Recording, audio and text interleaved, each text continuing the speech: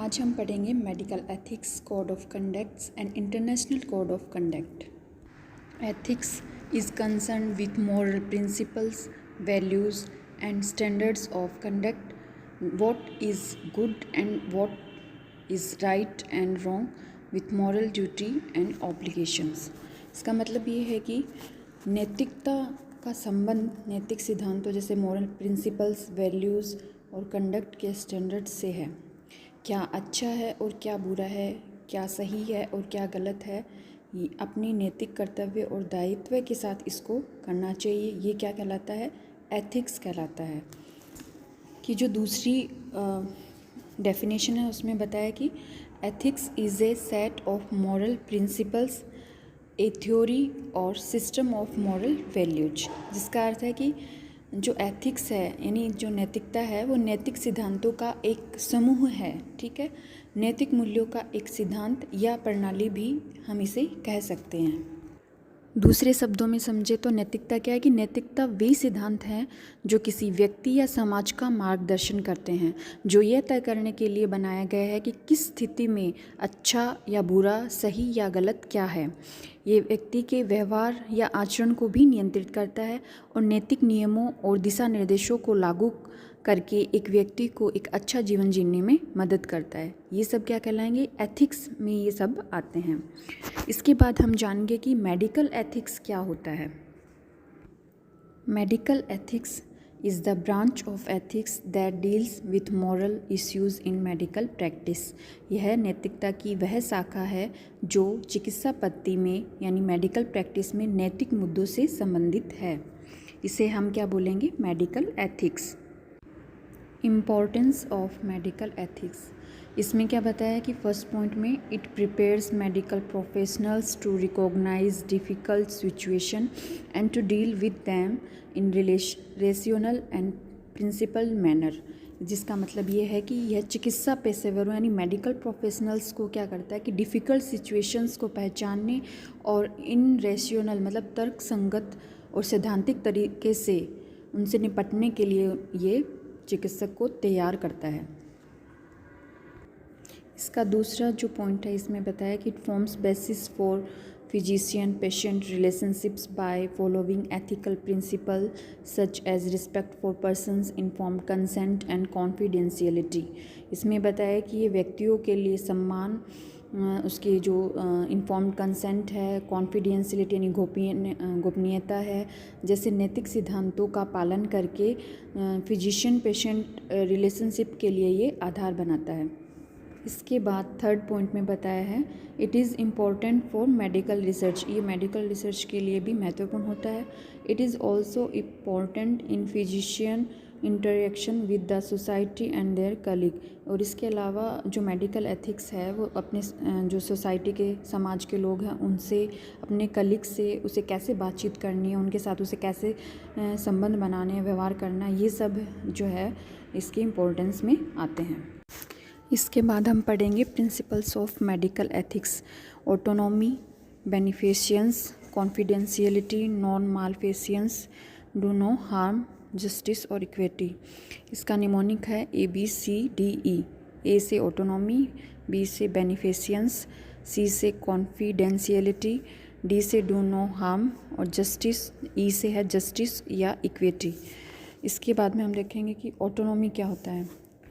Autonomy, patient has full freedom of thought, intention and action when making decision regarding his या her health care procedure to be followed or adopted। जिसका मतलब है autonomy का मतलब होता है स्वायत्तता। जिसका मतलब है जब एक पेशेंट को उसके विचारों के हिसाब से, उसकी मर्ज़ी के हिसाब से एक्शन लेने का अधिकार होता है, उसके ऊपर क्या हेल्थ प्रोसीजर होंगे वह सेलेक्ट कर सकता है, ये इसमें बताया है। अगला पॉइंट है before making any decision he या she must understand the risk and benefits of the procedures and their success rate. जिसका मतलब है कि पेशेंट को कोई भी निर्णय लेने से पहले उस पर होने वाले हेल्थ प्रोसीजर के रिस्क्स और बेनिफिट्स और उनकी सक्सेस रेट को अच्छी तरीके से समझ लेना चाहिए। थर्ड पॉइंट बताया कि autonomy include veracity and fidelity. Veracity tell the truth, fidelity faithful to one's commitment. जिसका मतलब है वेरिसिटी मतलब है सच बोलना, फिडेलिटी है जो भी कमिटमेंट किया है उसके प्रति व्यक्ति को वफादार रहना चाहिए। बेनिफिशियंस का मतलब है the medical professionals should act in the best interest of the patient, जिसका मतलब है कि बेनिफिशियंस मतलब उपकार करना। इसमें मेडिकल प्रोफेशनल्स को रोगी के सर्वोत्तम हित में कार्य करना चाहिए। इसमें अगला पॉइंट है the intent of the medical professionals must be of doing good to the patient, जिसका अर्थ है चिकित्सा पेशेवरों यानी मेडिकल प्रोफेशनल्स का इरादा रोगी का भला करने का होना चाहिए। थर्ड पॉइंट है welfare of the patient must be the top priority, जिसका मतलब है रोगी का जो वेलफेयर यानी कल्याण सर्वोच्च प्राथमिकता होनी चाहिए, ये डॉक्टर का कर्तव्य है। Confidentiality, confidentiality is the state of being secret, जिसका अर्थ होता है किसी बात को गुप्त रखना या गुप्त होने की स्थिति को गोपनीयता कहते हैं। Confidentiality is the keeping of another person's और entity information private. The legally protected right afforded to specifically designated healthcare professionals not to disclose information communicated during consultation with a patient. अगला है medical information regarding the patient to be revealed only for the benefit of the patient and when legally and ethically required. Confidentiality के अंतर्गत एक doctor का क्या कर्तव्य रहता है अपने पेशेंट के प्रति, उसमें बताया है कि यदि एक पेशेंट अपने कंसल्टेशन के दौरान कोई भी अपनी जानकारी है वो उस डॉक्टर के सामने बताता है तो डॉक्टर का कर्तव्य है कि वो किसी अन्य व्यक्ति के सामने से व्यक्त ना करे, या उसके ट्रीटमेंट के दौरान उसकी किसी गोपनीयता का डॉक्टर को पता लगता है तो उस दौरान उसमें उसे उसके बारे में किसी अन्य के सामने खुलासा नहीं करना चाहिए। आगे कुछ कंडीशन ऐसी होती है जिसमें डॉक्टर को पेशेंट के बारे में है वो मेडिकल इन्फॉर्मेशन है वो ओपन करनी पड़ती है, जैसे कि कई बार लीगली और एथिकली रूप से अगर आवश्यक होने पर ये हमें बताई जानी चाहिए जो पेशेंट के लिए लाभदायक हो। नॉन मालफेशियंस, इसका मतलब है गैर हानिकारक।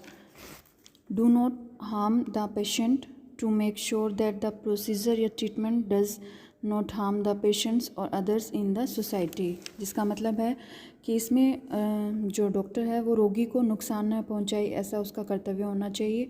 डॉक्टर को यह सुनिश्चित कर लेना चाहिए कि जो प्रोसीजर या ट्रीटमेंट वह करने जा रहा है उससे पेशेंट या समाज के अन्य लोगों का कोई नुकसान नहीं होगा।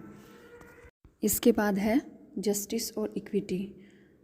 All groups in the society must get fair and equal health care facilities, जिसका मतलब है कि सोसाइटी के सभी समूहों को उचित और समान स्वास्थ्य देखभाल और सुविधाएं मिलनी चाहिए, चाहे वह मुस्लिम धर्म का हो, चाहे वो जैन धर्म का हो या किसी भी जाति से रिलेटेड हो। डॉक्टर को सिर्फ उसे एक अपना पेशेंट मानकर उसका इलाज करना चाहिए। अगला है fair decision of who gets what treatment, इसका मतलब है कि किसे क्या उपचार देना है इसका उचित निर्णय लेना आना चाहिए। थर्ड पॉइंट है the burden and benefits of new और experimental treatments must be uniformly distributed, जिसका मतलब है नए या प्रयोगात्मक उपचारों का जो भार है और लाभ है वो समान रूप से सभी को वितरित किया जाना चाहिए। इसके बाद हम पढ़ेंगे एथिकल कोड्स। इसमें पहला पॉइंट है हिपोक्रेटिक ओथ। ये पहले जब डॉक्टर्स हैं वो पढ़ने के लिए आते तो उन्हें ये ओथ दिलाई जाती है। ये 15th सेंचुरी BC आई थी। Doctors recite this oath at the swearing in considered scared for religious foundation and sanctity. इसके बाद में सेकंड पॉइंट है universal declaration of human rights 1948। Third है international code of medical ethics 2006। ये कब आई थी? 2006 में आई। Given by World Medical Association. ये किसके द्वारा दी गई है? वर्ल्ड मेडिकल एसोसिएशन के द्वारा दी गई है। The codes applies both in peace and war. यह पीस एंड वॉर दोनों में ये कोड अप्लाई होता है। It explains the duties of physician in journal and towards patients and colleagues. ये जो होता है वो क्या जो फिजिशियन है उसकी ड्यूटी इन जर्नल क्या ड्यूटीज़ हैं उसके अपने पेशेंट के प्रति क्या कर्तव्य है, कलीग की क्या के प्रति क्या कर्तव्य, ये सब इसमें बताए गए हैं। जो फोर्थ पॉइंट है इसमें बताया कि Indian medical council professional conduct etiquettes and ethics regulations 2002, ये कब रेगुलेट हुई, 2002 में हुई। The medical council of India MCI जिसको बोलते हैं was created in the year 1933 by virtue of Indian medical council act 1933। ये इंडियन मेडिकल काउंसिल एक्ट के द्वारा है, वो क्रिएटेड हुई थी 1933 में। इसके बाद में यह रिप्लेस्ड बाय IMC एक्ट 1956 के द्वारा रिप्लेस कर दी गई IMC एक्ट के तहत। एंड फर्दर अमेंडेड इन 1964, फिर ये अमेंडेड हुई 1964 में। It notifies the Indian medical council regulations 2002 on 11th March 2002 and last amended on 2010। ये लास्ट अमेंडेड इसका कब हुआ, 2010 में हुआ, और ये फिर से लागू कब हुई, 2002 में हुई। ये किसके बारे में बताया है, इंडियन मेडिकल काउंसिल एक्ट के बारे में बताया। ये एथिकल कोड्स के अंतर्गत आते हैं। अब हम international code of medical ethics के बारे में पढ़ेंगे। इसमें international code of medical ethics को 1949 में लंदन वर्ल्ड मेडिकल एसोसिएशन की महासभा द्वारा अपनाया गया था, जिसे 1968, 1983 और 2006 में संशोधित किया गया था। यह जिनेवा की घोषणा पर आधारित एक कोड है। डिक्लेरेशन ऑफ जिनेवा क्या है, द्वितीय विश्व युद्ध के दौरान वर्ल्ड वॉर सेकेंड जिसे बोला है चिकित्सा नैतिकता के घोर उल्लंघन की सूचना मिली थी। इसी को ध्यान में रखते हुए ब्रिटिश मेडिकल एसोसिएशन की सह पर वर्ल्ड मेडिकल एसोसिएशन का गठन किया गया। इसने हिपोक्रेटिक्स ओथ को एक नए तरीके से फिर से शुरू किया और इसे जिनेवा की घोषणा के रूप में जाना गया। इसमें क्या क्या बताया है कि मैं अपना जीवन मानवता की सेवा के लिए समर्पित कर दूंगा। दूसरा पॉइंट इसमें बताया कि मैं अपने शिक्षकों को अपना सम्मान और आभार दूंगा जो उनका हक है। तीसरा पॉइंट इसमें बोला गया कि मैं विवेक और सम्मान के साथ प्रोफेशन का अभ्यास करूंगा।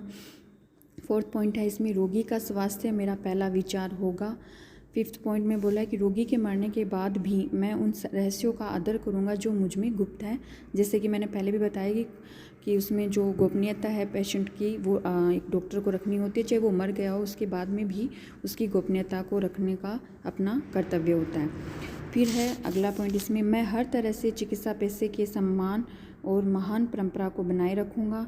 मैं गर्भाधान के समय से ही मानव जीवन के प्रति अत्यधिक सम्मान बनाए रखूँगी या रखूँगा। कोड ऑफ कंडक्ट अब हम आगे जो वीडियो है उसमें देखेंगे और इसका जो लिंक है वो डिस्क्रिप्शन में दिया गया है। उस लिंक पे क्लिक करने पर आपको आगे कोड ऑफ कंडक्ट के बारे में बताया जाएगा।